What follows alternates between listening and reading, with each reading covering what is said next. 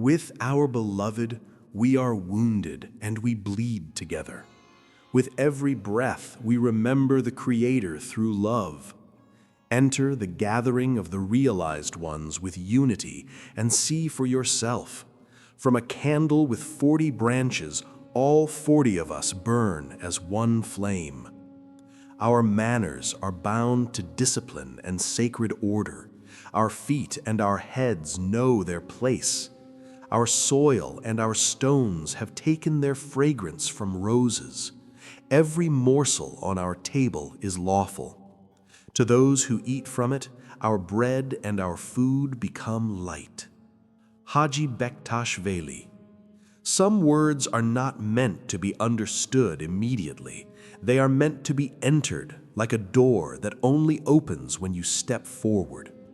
My friend, this is not a poem about togetherness in the ordinary sense.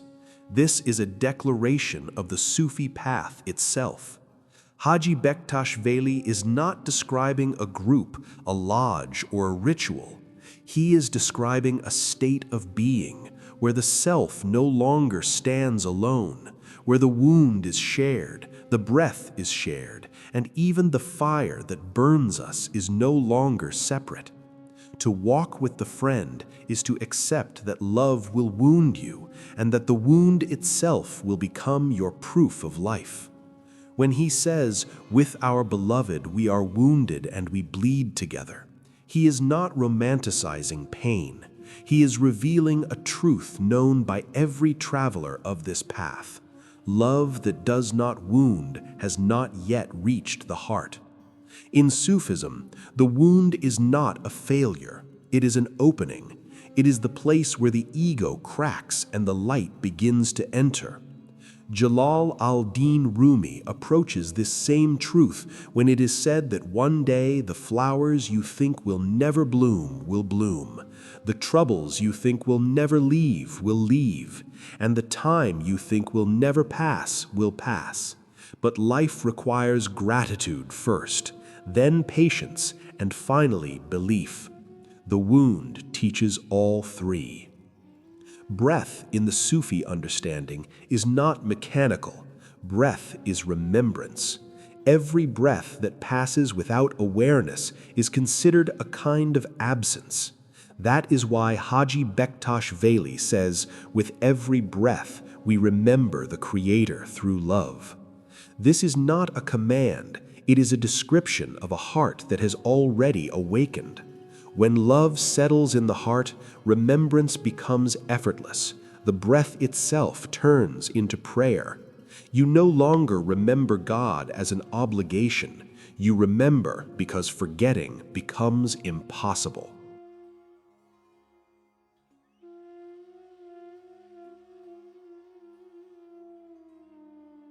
Ibn Arabi, the great master of unity, warns us with piercing clarity. Do not become so lost in your own belief that you deny the beliefs of others. This is not a call to relativism, it is a call to depth. The one who truly knows the one sees reflections everywhere. The one who is trapped in form fights endlessly over names and appearances. On this path, remembrance purifies perception. As remembrance deepens, judgment dissolves.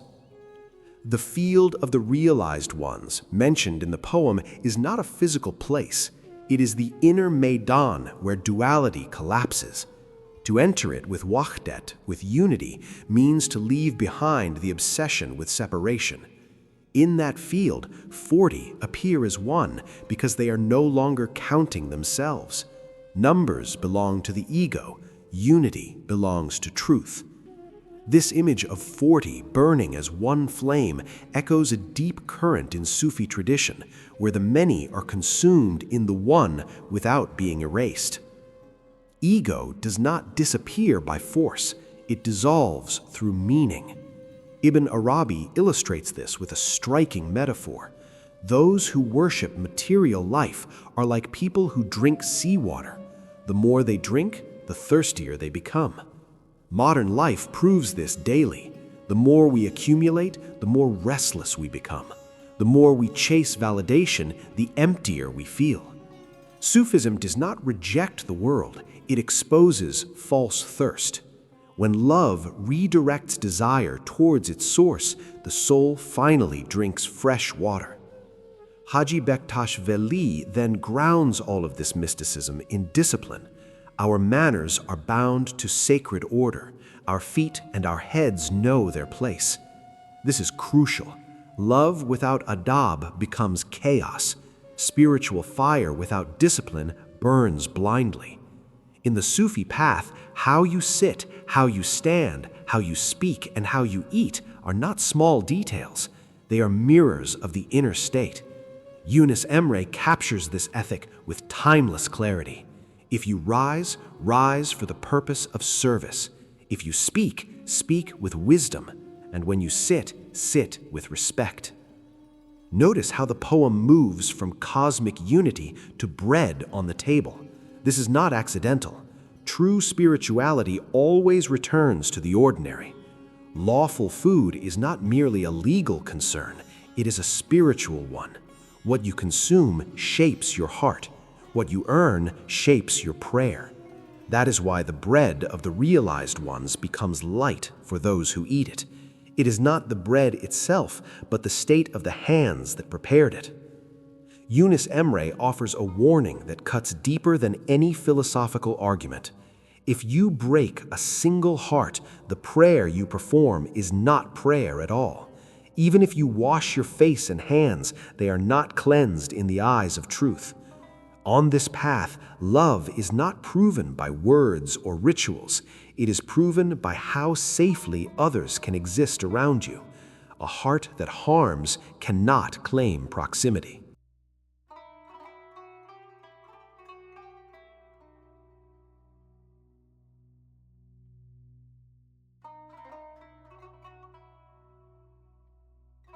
Rumi brings this entire teaching inward when he says, "My brother, you are nothing but a thought. The rest of you is flesh and bone. If you think of a rose, you become a rose garden. If you think of a thorn, you become a thorn field." The field of the realized ones begins in thought. Unity begins in perception. Hell and heaven are rehearsed daily in the mind before they are experienced anywhere else. This is why knowledge alone is not enough. Yunus Emre says it plainly. Knowledge is to know knowledge. Knowledge is to know yourself. If you do not know yourself, what is the use of all your reading? The Sufi path is not anti-intellectual, but it is deeply anti-superficial.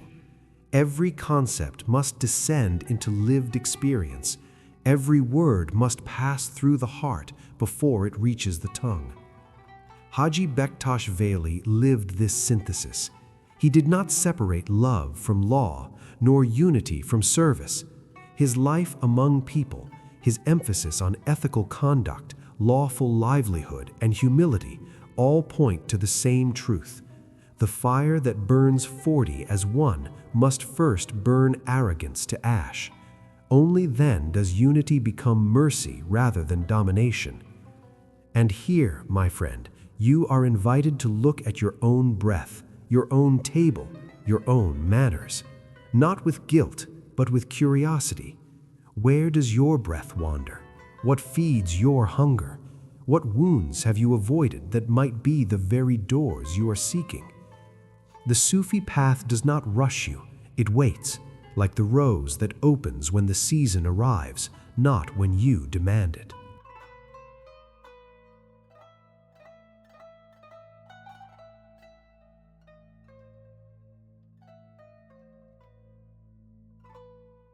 The path continues not by adding more steps, but by seeing the step you are already standing on. In the Sufi understanding, distance from the truth is not measured in miles, but in veils. Some veils are made of fear, some of pride, some of wounded memory. Yet the most dangerous veil is thinking that you have arrived. That is why the realized ones remain soft, alert, and inwardly poor, even when they outwardly appear complete. In the Mesnevi, Rumi tells a story in the early books about a man who searched everywhere for his lost camel, only to realize that he had been riding it the entire time. This story is not about carelessness, it is about distraction. The soul is often riding what it is desperately seeking, yet its eyes are fixed elsewhere. The Sufi masters repeat this lesson in different languages and images, but the meaning remains one. What you are seeking is closer to you than your own breath, yet it cannot be grasped by force. Haji Bektash Veli's emphasis on unity is not abstract metaphysics, it is lived reality. To burn as one flame does not mean to lose individuality, it means to lose hostility. It means that differences no longer become weapons. This is why Ibn Arabi's warning carries such weight. Do not become so lost in your own belief that you deny the beliefs of others. A heart that has tasted unity no longer needs enemies to define itself.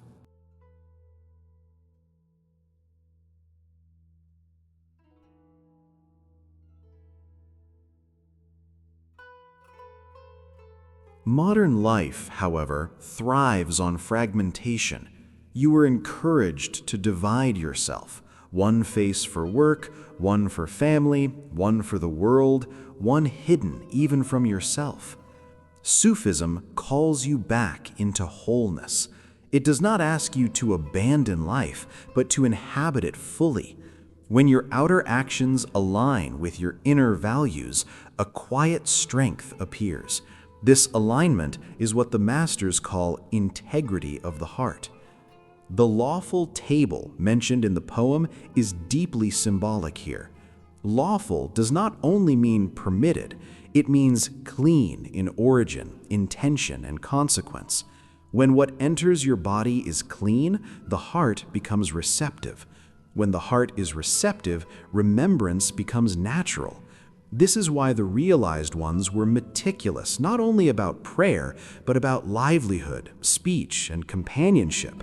Nothing was random, because randomness scatters the soul. Yunus Emre's words echo like a bell in this context.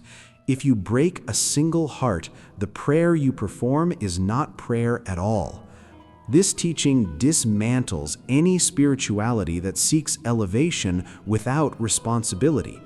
In the Sufi path, you are not measured by how high you ascend, but by how gently you walk among others.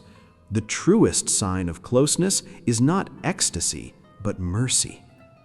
Rumi deepens this by turning your attention inward again. You are nothing but a thought. This is not a dismissal of the body or the world. It is an invitation to responsibility. If your inner language is harsh, your outer world will reflect it.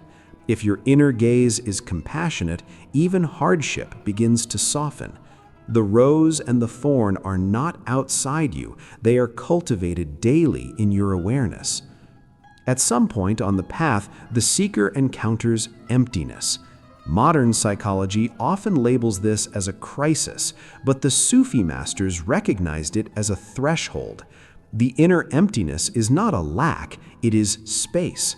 It is the clearing of old idols. If you flee from it, you return to noise. If you sit with it, it becomes presence. This is where the patience, gratitude, and belief, as Rumi reminds us, reveal their true meaning. Haji Bektash Veli understood community as a spiritual training ground. To bleed together is to refuse spiritual selfishness. To burn together is to accept accountability. Fire reveals what is real. In the presence of others, your hidden edges emerge. This is not a flaw of the path, it is its design. The mirror of companionship shows you what solitude cannot.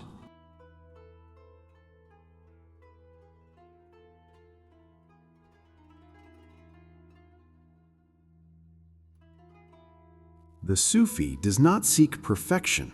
The Sufi seeks sincerity. That is why Yunus Emre says that knowledge without self-knowledge is empty. Books may inform you, but only experience transforms you. Each moment of humility, each act of service, each restrained word polishes the inner mirror. Slowly, without drama, the reflection becomes clearer. Even the imagery of roses and soil in the poem is deliberate. Roses do not grow without soil, and soil is often stepped on. The realized ones accepted humility not as humiliation, but as nourishment. They knew that fragrance is born where ego has decomposed. This is why their presence healed without preaching. When you look at modern suffering through this lens, you begin to see its hidden invitation. Anxiety reveals misplaced trust. Burnout reveals forgotten meaning. Loneliness reveals the hunger for real connection. Sufism does not deny pain, it reinterprets it. Pain becomes a messenger rather than an enemy. The fire that burns 40 as one does not consume the world, it illuminates it. A single candle does not argue with darkness, it simply stands. This is the quiet revolution of the Sufi path. Transformation happens not through confrontation, but through embodiment. When you become what you believe, belief no longer needs defense. As you listen to these words, do not rush to agreement or rejection. Let them sit. Let them breathe with you. Ask yourself gently, where am I divided? Where am I thirsty for salt water? Where am I breaking hearts without noticing? If this journey resonates with something already alive in you, know that you are not alone. This path has been walked by countless hearts before yours, and its signs are still present. If you wish, leave a comment sharing a single word that describes what stirred within you while listening. And if this companionship on the path brings you clarity, subscribe to the channel, because on this road, no one walks alone.